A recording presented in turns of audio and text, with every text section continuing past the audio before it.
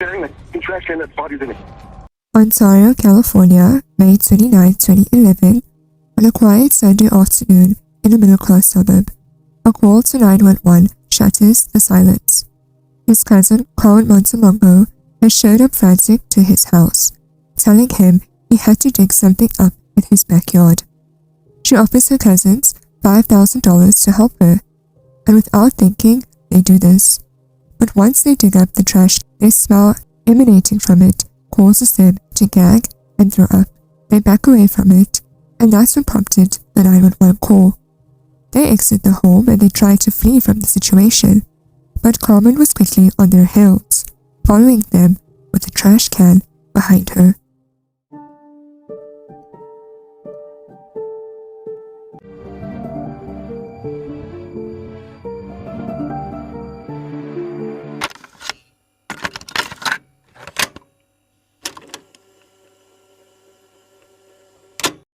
Born in 1959, Carmen Montelongo grew up in Los Angeles to a big immigrant family.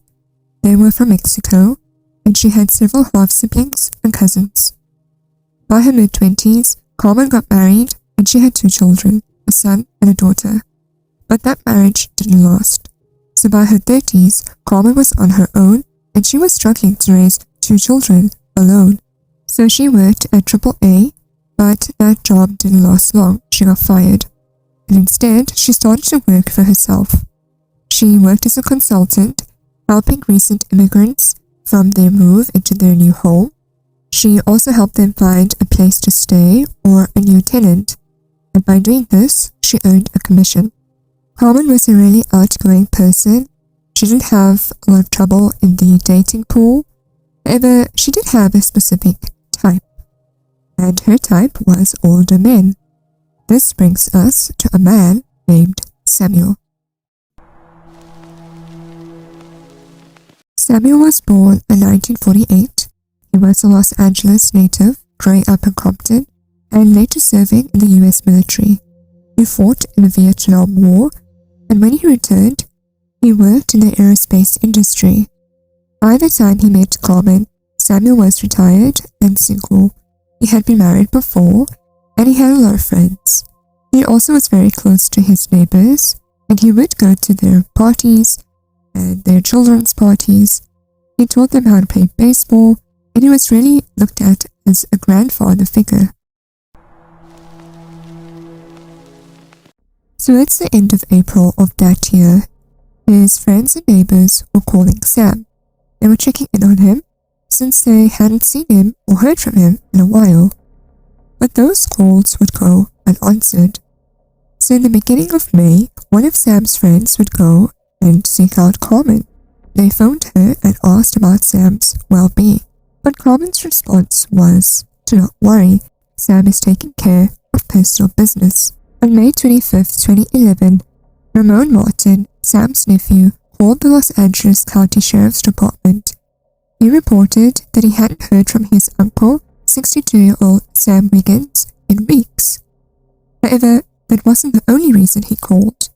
Ramon had stopped by his uncle's house unexpectedly, and what he saw there raised his suspicions. Sam's shoes and all his clothes were still in his bedroom.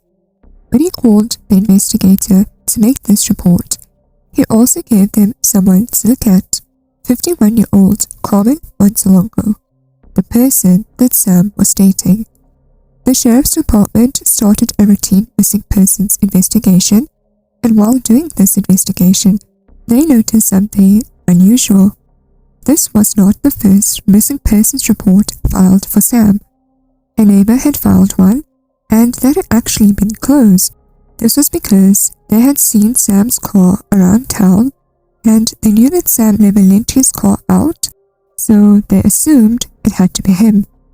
And so, they closed the report. The investigator looking into Ramon's report called Carmen and asked her, did she know where Sam was? Carmen says he was with someone named Emmett, and she had just seen him the day before. This response was enough for the investigators. However, it did not satisfy his nephew, Ramon. He went back to his uncle's house at the end of May, he discovered something that appeared to be specks of blood. This prompted the same investigator to call Carmen again. He asked her why she is still in touch with Sam. However, this time, Carmen was not cooperative. She said to the investigator he was harassing her. She even went as far to call the sheriff's office and file a complaint against him. People keep harassing others. That guy, that sheriff. The detective found this suspicious because at the end of the day, they are investigating her boyfriend as a missing person. So you would think she'd want to help. No, I talked to him. I talked to him like right after I took you. I talked to him. Does he have a cell phone? He had one. Does he still have one? Well, he had one, but it's not working right now. Carmen claimed she did not know this Emmett guy that Sam was with. I don't really know too much about this guy. She described him as someone who is in trouble a lot and is just a troublesome person. I'm very trustworthy, and he's doing drugs. But investigators did not believe this because Sam never associated with people like the guy Carmen was describing. Their relationship wasn't all fairy tale and bliss. Yes, they did spend a lot of time together and they did go on dates. However, it was Sam who always picked up the check. This made him realize that Carmen was taking advantage of him. But despite this realization, their intimate physical relationship caused him to overlook this. At one point, he even paid for her daughter's college tuition. While Sam seemed fine with their relationship, his friends and family had concerns. Now this leads us to April 2011, just 2 years after they started dating. Those concerns grew. Despite her uncooperativeness, she did give some useful information, like the fact that it was she who was driving Sam's car around town. When investigators drove to Carmen's Riverside, California home, they found Sam's car parked in her driveway. They brought out cadaver dogs, and they only alert to the presence of a deceased human body. The dogs alerted to the trunk of Sam's car, but Sam was not in it.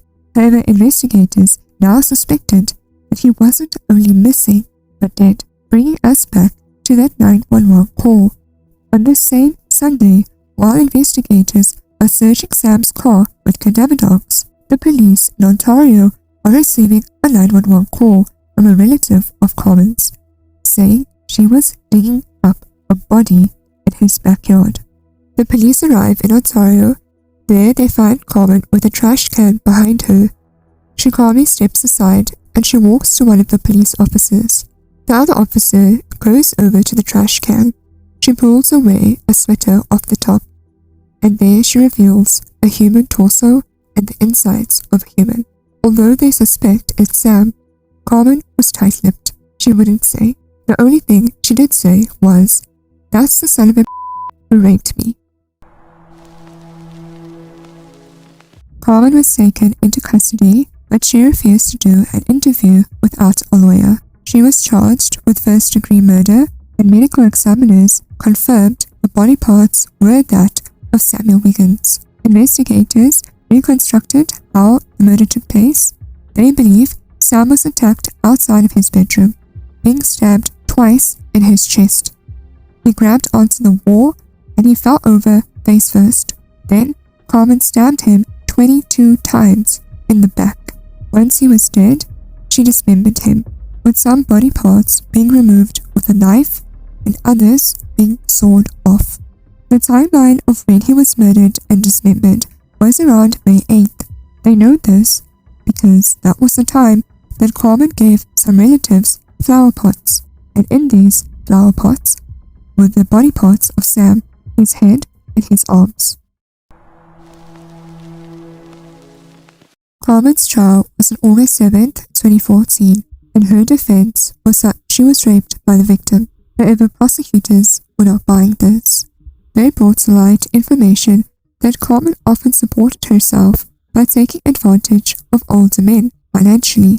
As evidence to this, they brought to stand one of her former lovers, and he testified that he was seeing Carmen at the same time she was seeing Sam. Another man that she was seeing was named Jacques.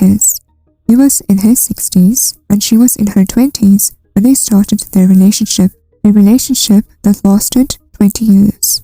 His family tried to separate them, but to no avail. At the end of the 20 years, Carmen had left Jacques almost penniless. He was begging neighbors for food. All the while, Carmen collected his social security check. The prosecutors believed Samuel was ready to cut loose and leave her. But not only that, he said to neighbors that he saw Carmen was stealing from him, and he wasn't going to let it go. He was going to tell the police. Surprisingly, Carmen took to the stand in her defense. She told the courtroom that she did not murder Sam. No, it was her lover, Jacques. His motive? Well, she confided in him that Sam was raping her, and next thing she knew, she found Sam in his house, murdered and dismembered.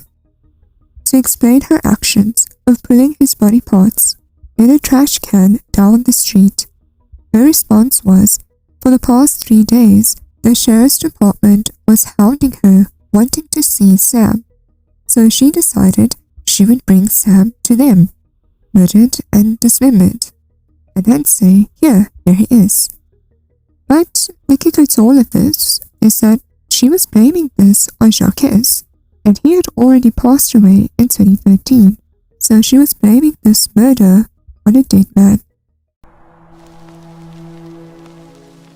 On August 29, 2014, after 3 days of deliberation, the jury reached a verdict: guilty of first-degree murder. The judge sentenced Carmen to 26 years to life in prison. After murdering and dismembering her boyfriend, she puts his body in flower pots, and then she gives it to her relatives. If that's not insanity, I don't know what is. Rest in peace to Samuel, who absolutely did not deserve to die like that.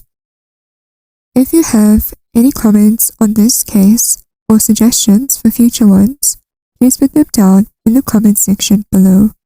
Thank you for supporting my channel, and I will see you in the next one. Sinister H.